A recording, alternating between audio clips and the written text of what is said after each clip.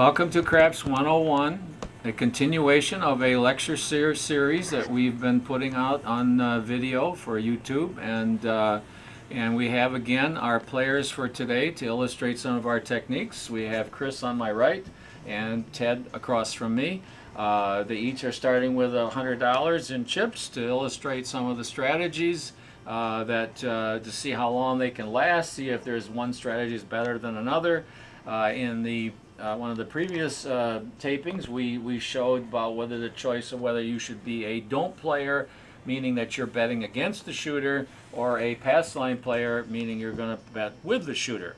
And there are advantages and disadvantages. These things can be found in my products, and you can see some of the more intimate details about whether you should play one or the other. In this session, we are going to now assume that everybody's playing a $10 minimum table, and both parties are going to play with the shooter, which means there will be no don't betting. So I'll let them make their first initial bets, and we'll see where we go. Now you're going to hold off, aren't you, Chris? Okay. As you usually do. Okay. So we have an interesting situation. We have a situation. Ted is betting, but notice there's no rule that says you have to bet on the opening roll, and you know it's opening because this is in an off position. Okay, so that means Chris is waiting. That is a strategy. You don't have to bet. So let's see what happens at this point. So we are using the computer to do the rolling of the dice, which gives us pure random rolls. Okay, the point came up as a 10, which means the first number was a 10, and the 10 is now our point, which means that at this juncture, Chris has nothing committed to the table.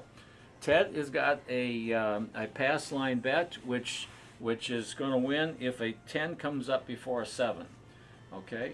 Now at this point, what are the second bets? Well, if Chris wishes to bet now, he would have to put his bet into the come area, and Ted can either put odds behind, or he can do nothing. He can just wait it out. Okay, so now in this case, an odds bet is a free bet, meaning that it is nowhere on the table. You will see nothing written that says what is an odds bet, but it's an understanding everybody knows that the odds bet is the one true bet that is in the player's best interest, because they will pay true mathematical odds for the odds. The actual odds bet, whereas the other bets are usually paid with casino payoffs, which is not equal to what the true mathematical odds are. So, for example, on this bet, Ted will win on this bet in the back. If the point is a 10, he gets 2 to 1 on his money. If it were a 4, he'd get 2 to 1. If it's a 5 or a 9, he would get 3 to 2 on his money. And if it's a 6 or an 8, he would get 6 to 5 on his money. Okay, now, with the next roll, Chris, again, this is like a first roll. Therefore, if a 7 or 11 comes up, he wins. If a 2, 3, or 12 comes up, this one loses. If a 7 comes up, of course, you lose everything. Okay? So, let's see what happens on the second roll of the dice. And we got a 9. Nobody has a 9 at this point. There's no bets on the 9. You have nothing. You're only, so this come bet comes up here to the 9. It is now his point. You can put, Chris, odds behind this if you wish. Well, let's say we're playing single odds. So why don't you put $10 single odds behind this bet? So usually what they do is they will put it askew like this, and that means that you get paid 1 to 1 on the front part, and then on the back side you will get 3 to 2. So, for example, if the 9 comes up, you're going to get, for that $10, you're going to get 15. Okay. If I add more to this, you can add more. Does that increase the odds? No, it doesn't increase the odds, but you get better payoff. Okay. It's still 3 to 2. Still 3 to 2. Yeah, okay. Nothing's going to change that. Okay. Now, Ted, do you wish to make any other bet at this point? Just leave it as it is? Just leave it as it is. Okay, good. All right, then we will roll the dice, and we end up with 7. See, normally I would have put my money right here to back that. Okay, you could have put it out there, Yeah. but you didn't do it this time. So Yeah. 7 means this loses, This loses, this loses. That's the choices that's the chances you take. So, well, let's bet again. Let's go again. Put your bets down. Remember, we're going to play just with the pass line or not pass line. Okay, so both of you are betting pass line at this point. So we roll the dice, and we got a 10 again. So 10, didn't turn it off, but 10 is now the point. Okay, so now you can either decide if you want to put odds behind. Single odds would mean you put the same amount that you have in the front. Let's move these down so that they're in place. Do you wish to put anything in back, Chris, at this point? No, no. Okay, he's keeping the same. So let's roll the dice. Let's see what happens. Okay, we got a 6. Now in this case, there are no points, no 6s. Nobody wins, nobody loses. So we roll the dice again. Okay, we got an 8. There is no 8 bet.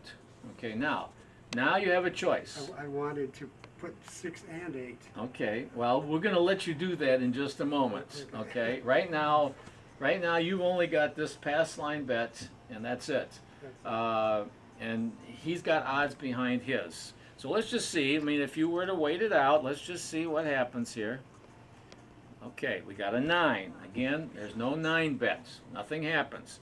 And so you can see, you can be sitting here, many times and not doing anything. Now we got a 10. 10 came up. So now that means, therefore, you win $10 for your $10.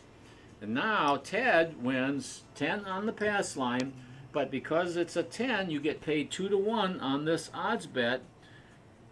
You get how much then, Ted? $20, right? Right. So now, again, if you don't pick those up, they're going to be bet. So you got to take all your money off the table, put them into your piles, and then make another pass line bet. Okay, make your bets.